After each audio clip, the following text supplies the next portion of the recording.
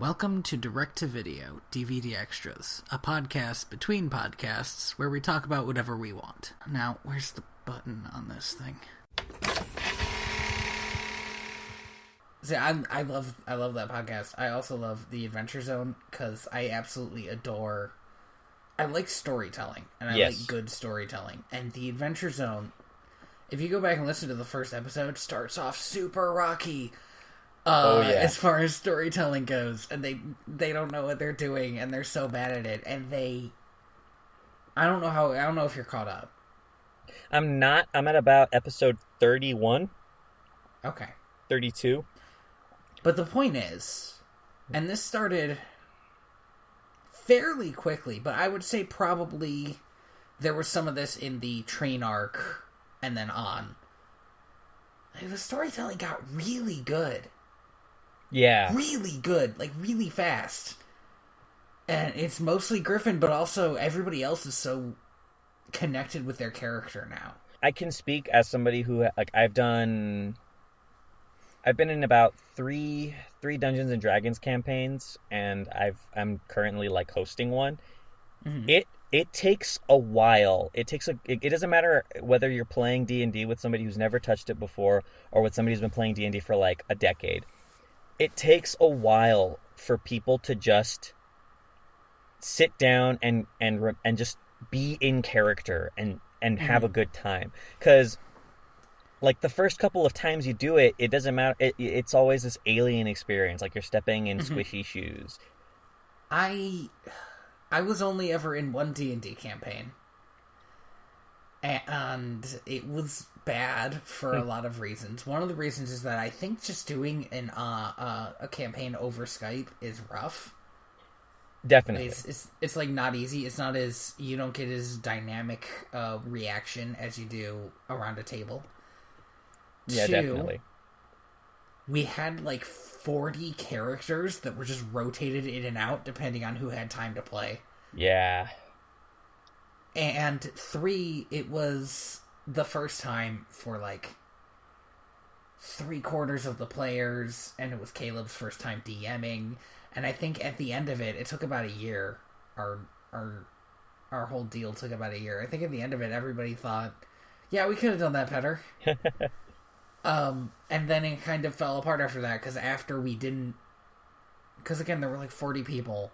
Yeah. And like 3 people came to each game. So once that was over, there wasn't enough momentum to start a new game. Definitely. And campaign fatigue is a thing. And the way that I've usually seen it like fought is usually there's like rotating DMs. Mm-hmm. But it'll happen, you know, like I went a good 3 years of my life just not playing Dungeons and Dragons. Because A, I didn't have anyone to play it with, but B, I just didn't have the itch to do it. And, you know, like, I think that was a time in my life when I was kind of really all in on video games, too, which might have had something to do with it. I just think... See, I've only had not a negative experience exactly, because there was a lot of good stuff in that game. But Definitely. there was so much other... It was so bogged down with all this other stuff going on. So I've only had kind of a mediocre experience with Dungeons and Dragons. So I love listening to a podcast where it can be used for great storytelling. Speaking of which, did you ever end up picking up Friends at the Table? Yes. Because of the tweet you sent, I think. Yeah, I started listening to it when I was driving out here. Nice. I just downloaded like 30 episodes. I thought, well, that'll keep me. Yeah, going through. I loved and it seems like it's completely over, which is such a downer to me. Their weird sci-fi one. I haven't gotten to Counterweight yet. Oh, okay. I'm still working because I listened to a bunch of it over winter break, which is I think when I tweeted about it. Just because I had a road trip to California and I was going to be spending my time out there, and it was my first vacation in a long time, so I spent a lot of the nights and driving there just listening to it. And then when I got back to school, I kind of had to stop just because I didn't have the time. Right. But holy shit. Sometimes I'll be listening to a podcast I really love, and I'll think, oh, I need to do some of my own stuff. I need to do a comic, or I need to edit my own podcast or something. And I will stop, and I'll think, there's no way, no possible way I can keep listening to this podcast, right? It's not possible, right? Because I'm really into this story, but also, me and Andy talk about Wolf Quest for a while, and I need to get that down. Can I mention something interesting I thought about the last 2 podcasts we released? Yes, out of order. We did release them out of order. It happens sometimes, people. All the time, actually. Shut up. Sometimes. We'll just fix it in post. I enjoyed listening to Wolf Quest much more than I enjoyed listening to Brother Bear 2. And I think the reason is Brother Bear 2 was a mediocre movie. And so when we talked about it, we didn't have any crazy stuff to say. And Wolf Quest was such a batshit insane movie that even though after we talked about it, I felt like I'd had my soul sucked by a Dementor, our energy in that podcast was so much higher just because of our pure, unadulterated hatred of it. I cannot stress enough right now how much I did not enjoy watching Wolf Quest. Wolf Quest. Like, I had my own spiritual journey trying to get through that movie. It was such a mess. But what I'm hearing from you, Tony, is that maybe we do need to watch Wings of Change. No, nobody said that. Let's not get crazy. Because I do agree with you. I do get, there's a...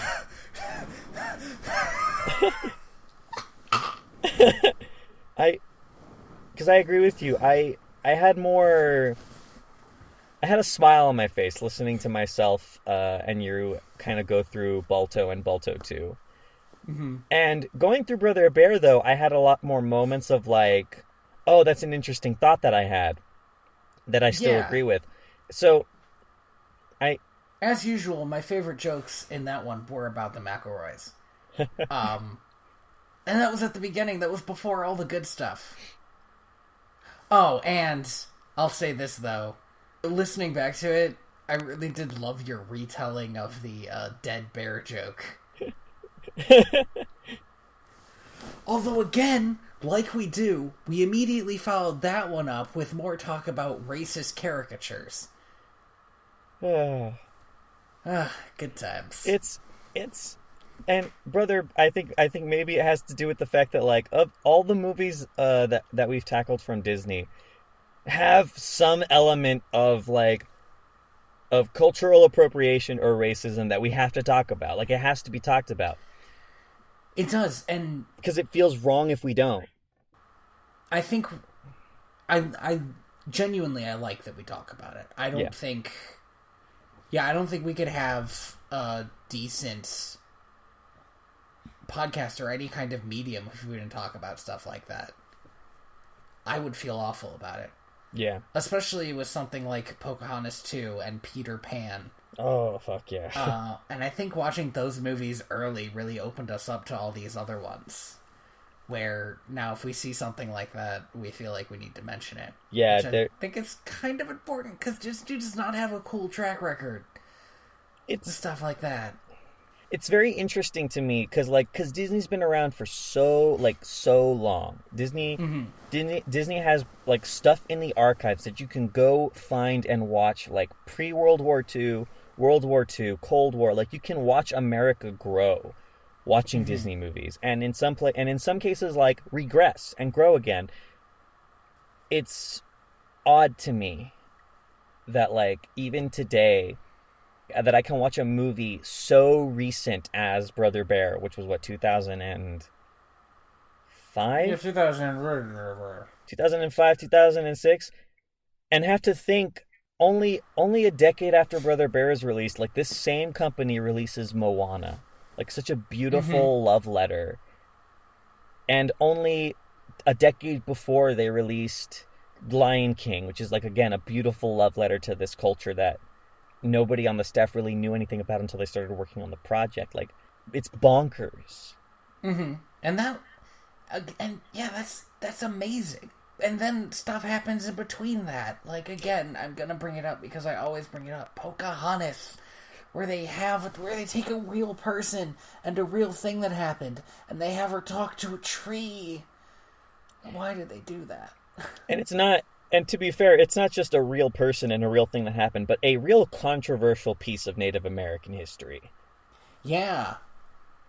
Yeah, because they don't see her as a, in white man's culture, she's a hero. She's basically a legend. Yeah. To them, she's somebody who betrayed them. She left to go to England and get married to a white guy. And it's like, obviously it's more complicated than that, but yeah, like, in a sense, like, she's not looked at fondly by most Native American cultures. Yeah, absolutely. And it's kind of fascinating to think about. And it seems like something that the people who worked on the movie did not think about that much. Maybe the people who worked on the second movie thought about it, though. Oh, yeah. Probably. And that movie was so weirdly in-depth. Weirdly in-depth, yeah. I want to get a historian on this show. And we'll talk about that movie again, and he'll tell us all the crap we missed. Or she'll tell us. It doesn't matter what kind of historian. I think there's an amazing lens that you can watch a lot of these Disney movies through and talk about, like, that era of Americana and how it influenced this movie. And then also, on the other hand, talk about how Disney just got it so wrong. But we're fucking millennials, so we'll only scratch the surface of it. Oh, man. I've had such a long day. Oh, I'm sorry. No, it's good. It's like, it's partially my fault, and I'm having one of those days, and I haven't had one of these days in like a good 9 months where I'm just gonna stay up all night. Like, I don't care. Okay. Spring breaks in a week, so who gives a shit? That's true. Yeah, that'll be good. So, I am staying with my aunt right now. Yes. Because, as we have established, I do not have a job and have moved to the desert. And you know, when I say those two things together, you know what, that's not important. What's important is, it's my cousin's birthday yesterday. 2 hours and 17 minutes ago. It was my cousin's birthday. She turned 12. And to celebrate it, yesterday we went to the Renaissance Fair. Oh my god, that's awesome. Yeah, I have never been to a Renaissance Fair before. But it was basically exactly what I expected, with more people selling stuff. It was pretty dope. There were, I'll say this, and I think this is why people go to Comic Cons. The most interesting thing there was not all the performers, or all the stuff people were selling, or all the people, or the food. Or, I mean, all the employees, or the food, or the rides, or anything like that. Yeah. The most interesting thing was the people who came dressed up. Because some came dressed up in these really intricate costumes. So, there was a woman in a wheelchair, dressed as a mermaid. Oh, that's beautiful. She had, like, a real-ass tail. She's just being pushed around in her wheelchair. It was awesome.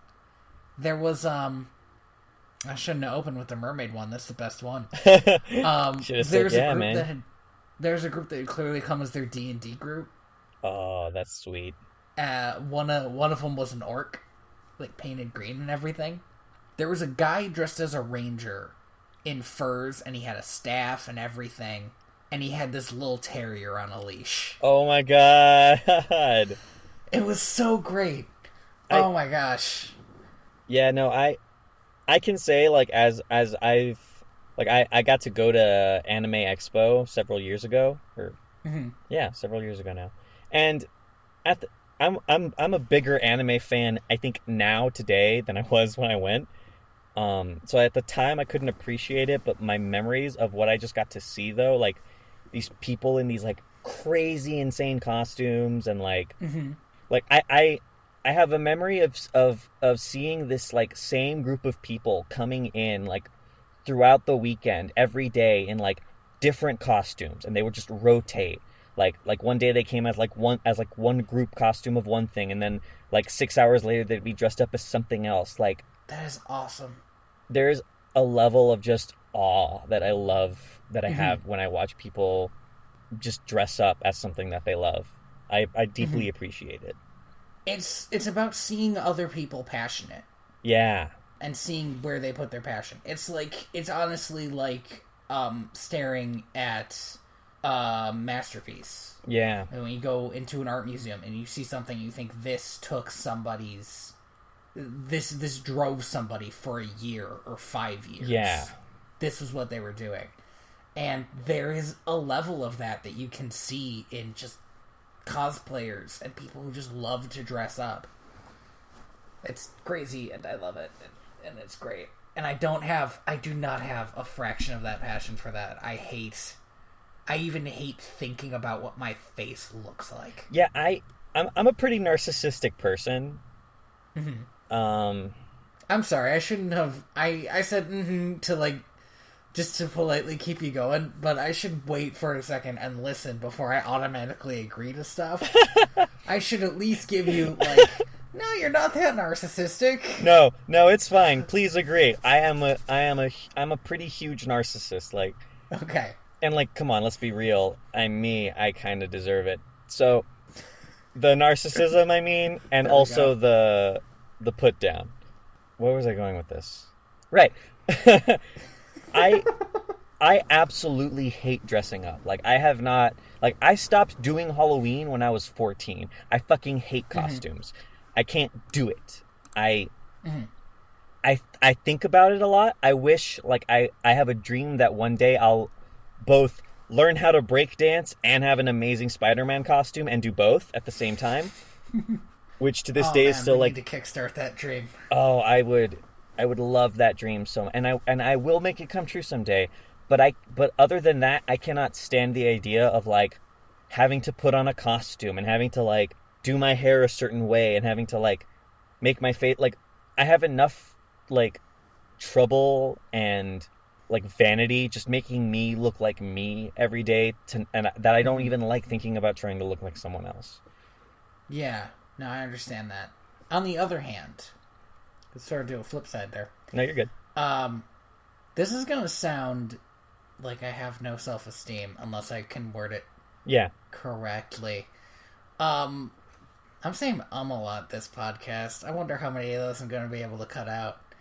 I have a beard mostly because I don't like looking at my face that much. And this is a way to hide a certain amount of my face under a beard. And sometimes, if I'm like feeling very stressed out about a situation, I will just think about my beard and how this part of my face is hidden.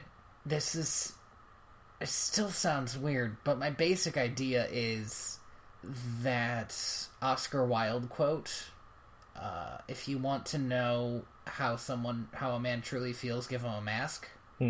So, if you have a mask, if you have the costume, then I feel like you can be freer to be yourself because people won't look at you as yourself. You know what I mean? Yeah. And it's a philosophy I kind of like, but also one I've never gotten behind because I don't do costumes either. It's just something I enjoy thinking about sometimes. I enjoy looking at people with great costumes and I enjoy designing costumes.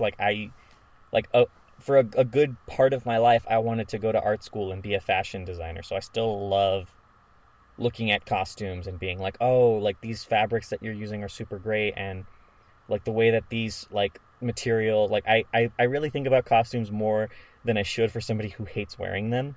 I'll tell you what, that sounds awesome. I sort of wish I had that part of my brain just on. I don't do that. I can't have that.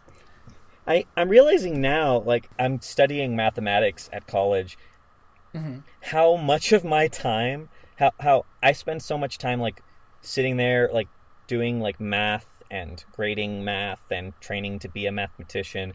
But I spend 90% of my, like, not doing math time, which is a pretty good chunk of my life, honing all of these artistic skills that I probably will never use just because I love art so much. That's awesome, though. If I didn't... Okay, so... I call myself a writer, right? You are. I've never been published. I have a comic that I have been working on for, like, 5 years? Like, coming up on 5 years? Yeah, about. And I have, like 5 fans. Like, a fan a year. That is underestimating it, but, like, not by a lot. But I would go insane if I didn't write. Yeah. I would drive myself mad. I can definitely understand that. I especially, like, with the fact that, like, I have been working, and so much of my work involves writing and typing, and I've been working so much lately that I actually, like, I have to wear a wrist brace now, otherwise my, like, hand starts cramping up and the tendons in my wrist start just going ballistic. So I haven't been able to, like, pick up a pencil and, like, sit down and draw for a good 9 months. Ugh. And every time I remember that, it's like I'm slowly watching a part of myself fade away, which is a little dramatic, but no, I understand. I do get it. And I find myself thinking about it often. I find myself thinking about, like, things that I used to do often that I don't do anymore. And how at the time that I was doing those things, it meant so much to me then. Have you heard of the concept of like, a person dies 1,000 times in order to find out who they really are? Yes. Like, this idea that as you grow and as you age, like, you're such a completely different person, like, every 5 years, every 10 years, every year, that the person you used to be is essentially dead, like, in a philosophical way. Yeah, no, I understand. It's just we're touching on some real shit here. Yeah, no. But that's the thing, though, is like, the reason I think about it so often isn't because, like, I feel sad about it. It's just, I think it's kind of cute to think, like, when I was 6, I fucking was into Beyblades way too much. Like, I was obsessed with Beyblades. I would get up at 6 in the morning on Saturdays to watch a single episode of Beyblade and then talk about it to no one because all of my friends didn't watch Beyblade. Thank you for listening to... Are we just going to go into it? Yeah, let's just do this. Let's go into it. Let's quickly wrap this up. As soon as you started talking about seeing your breath, I was like, we should get Andy inside. Thank you for listening to Direct to Video VHS? DVD Extras. I have been your host, Tony Robusto. And I have been your host, Andy, oh my god, my feet, they're so cold, Reyes. He's fine. You can find me on Twitter at TheaterBats. Sorry, just listening to your panicked voice. Like, I'm not dying. It's not actually that cold, it's happening. You can find me at royalty_Valens. The underscore is important. You can also find all of our stuff at direct2.video. Definitely check us out. If you listen to us on Google Play or iTunes, you should totally give us that sweet 5-star rating. Yeah. Also, I just, I was real proud of myself because last week after I posted the last podcast, I linked Lee Rosevere, which I hadn't done yet, in our links section. Nice. Which seems like the only thing to do. So, if you guys ever think, wow, that Penguins on Parade song sounds really fucking good, then you just go to Direct to Video and click that link, and you'll go right to his library with all his free stuff. He's definitely got a lot of, like, cool bits that you can use if you're ever deciding to start up your own podcast like we did. Yeah. And it's great. And it's a lot of fun. And I think I said thank you for thank you. So I am the ghost of John Smith. Oh. Andy is the ghost of Andy. Yes. He is dead now. I'm dead. It's happened, guys. Oh, fuck. How am I going to stop the recording if I'm dead? How are you going to send me the record? Okay, if I have to go down to New Mexico just because you died, I am going to be pissed.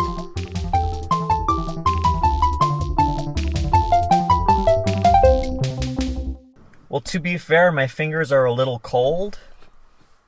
Uh-oh. Okay. Because it is 1:16 in the morning. My roommate has class tomorrow at 7 a.m., so I am going to be recording this in my car. Cool. Cool. Alright, cool.